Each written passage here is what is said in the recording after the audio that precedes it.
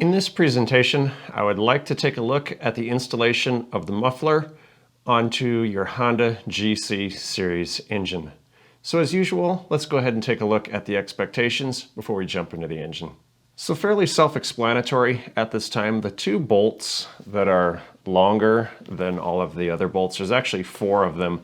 The 2 longest went into the intake, which we've already installed with the carburetor and associated componentry. And then the shorter of the 2 are used to install the muffler. So we'll need the muffler protector or the heat shield. We'll need the muffler, we'll need the 2 shorter of the long version of the flange bolts. And of course, we'll need an instructor signature at the end of this activity when you've completed it.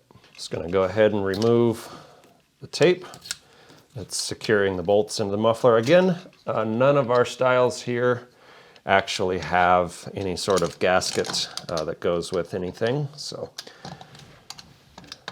the bag and tag on the parts makes installation a lot easier.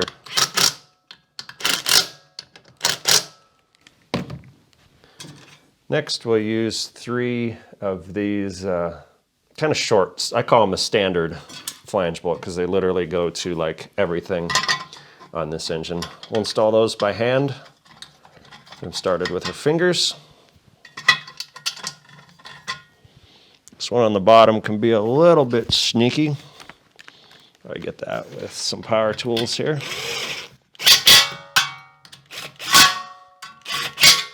This has been a look at how to install the muffler onto your Honda GC series engine.